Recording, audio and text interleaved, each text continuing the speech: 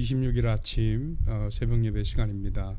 우리 사랑하는 성도님들 이렇게 만나 뵐 수 있어서 감사할 따름입니다. 이렇게라도 볼 수 있는 것도 하나님의 은혜라는 생각이 듭니다.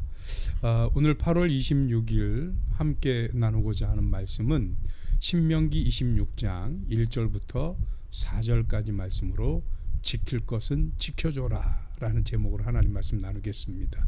먼저 성경 말씀 볼까요? 우리 같이 보겠습니다. 사람들 사이에 시비가 생겨 재판을 청하면 재판장은 그들을 재판하여 의인은 의롭다 하고 악인은 정죄할 것이며, 악인에게 태형이 합당하면 재판장은 그를 엎드리게 하고 그 앞에서 그의 죄를 따라 수를 맞추어 때리게 하라.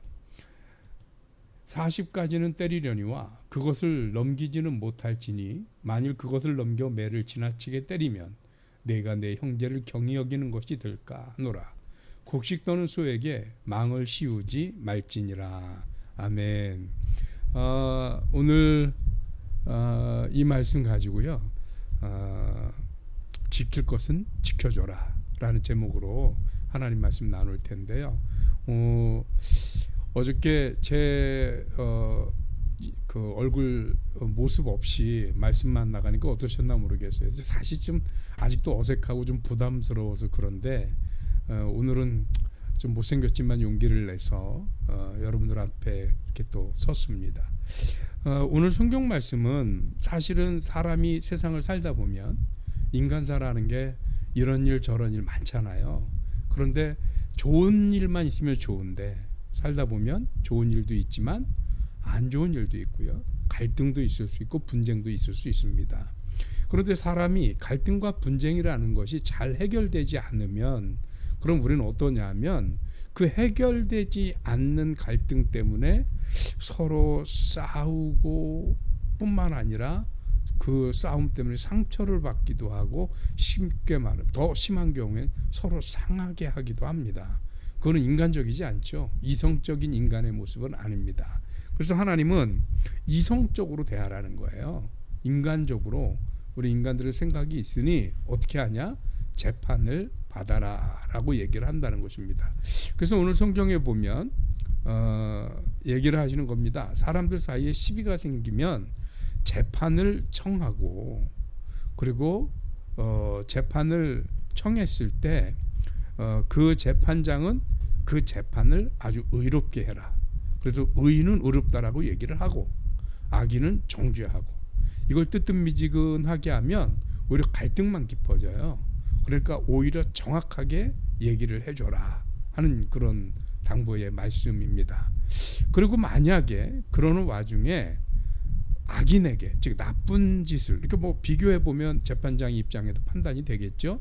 만약에 나쁜 사람, 그 중에 행악한 사람이 있으면 그 사람은 태형이 합당할 경우에, 즉 때리는 거죠. 태형은 그를 엎드리게 하고 그 앞에서 그의 죄를 따라 수를 맞추어 때리게 하라. 그런데 때리는데 어떻게 때리느냐? 40대까지만 때리라는 겁니다. 그 이상은 그 사람을 모욕적으로 만들 수 있기 때문에.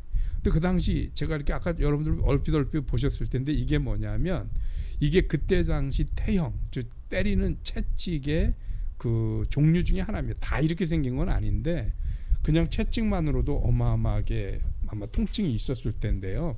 그런데 그 채찍에다가 뭐예요? 쇠고리를 막 달았어요. 여기 이렇게 보시면 쇠고리 여기 이렇게 보이는 거 보이나요?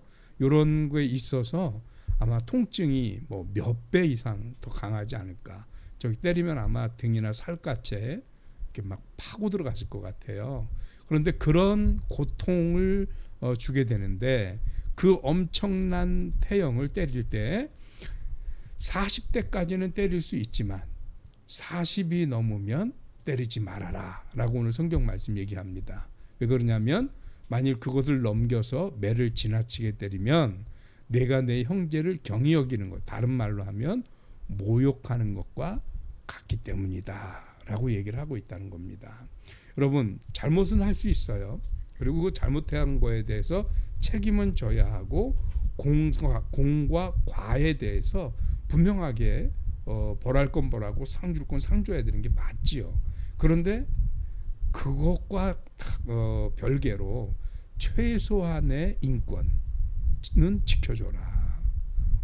잘못한 것에 대해서 혼나고 야단 맞고 벌 받는 것은 뭐 그렇다 치지만 그것 때문에 사람을 모욕하고 다시는 회복할 수 없을 만큼 치욕적으로 만들지는 말아라 라는 것입니다.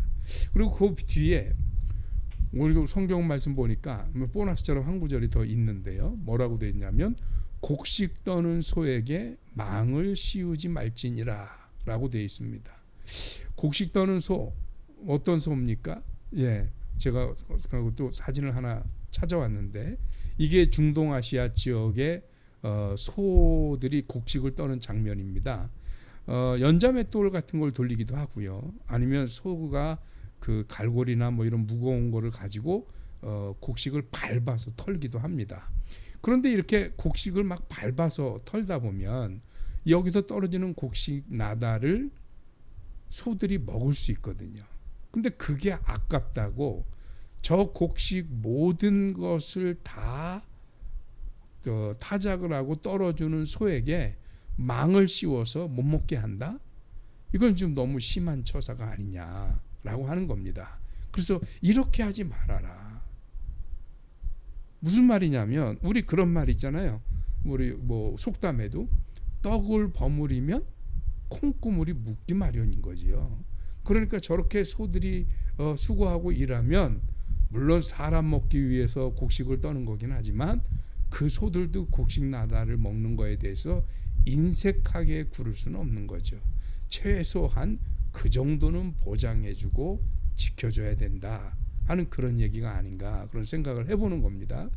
간혹 저는 그런 생각이 들어요. 교회에서도 교회 무슨 행사 같은 걸 하다 보면 음식이 남기도 하고 또 뭐 여유 있게 하다 보니까 남길 수 있도록 이렇게 하다 보니까 그러니까 어떤 분들이 좀 챙기기도 하고 누구는 조금 더 많이 가져가기도 하고 적게 가져가기도 하고 뭐 이런 것들이 있어요. 근데 그것 때문에 서로 인상을 쓰고 찌푸리고 이런 경우를 간혹 봐요.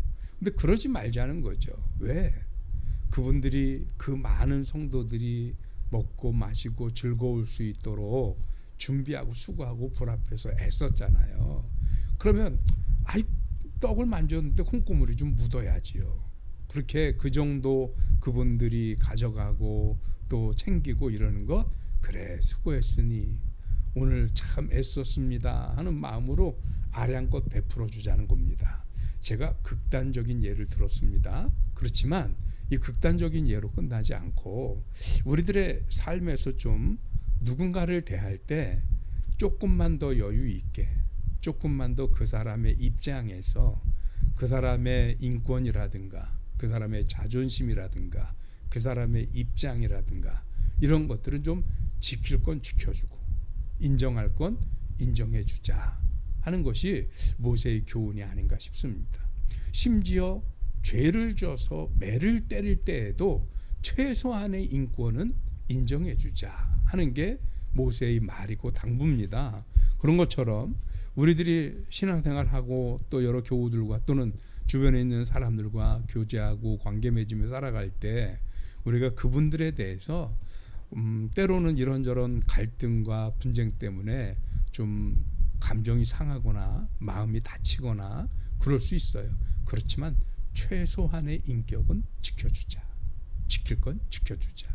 인정할 건 인정해주자 하는 것입니다.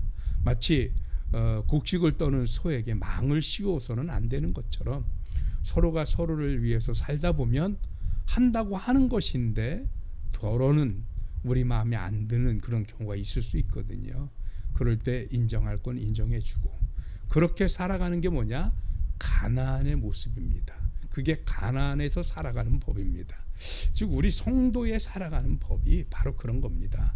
지켜줄 것, 최소한 지켜줄 것, 좀 인정해줄 것, 그거는 좀 인정해주고 지켜주면서 성도의 넓은 아량, 그 아량이 어떻게 보면 척박한 땅, 가나안 땅을 젖과 꿀이 흐르는 땅으로 만든 건 이스라엘이 사명이었던 것처럼 오늘 척박한 세상에서 우리 믿는 성도들이 우리 든든히 서가는 교회라는 이 교회 공동체 속에서 천국을 세워나가고 만들어가는 것이 아닐까 하는 생각을 해봅니다. 오늘도 우리가 지킬 수 있는 것은 지키면서 살아가는 복된 날 되시기를 주님의 이름으로 축복합니다. 오늘도 승리하십시오. 사모하는 주님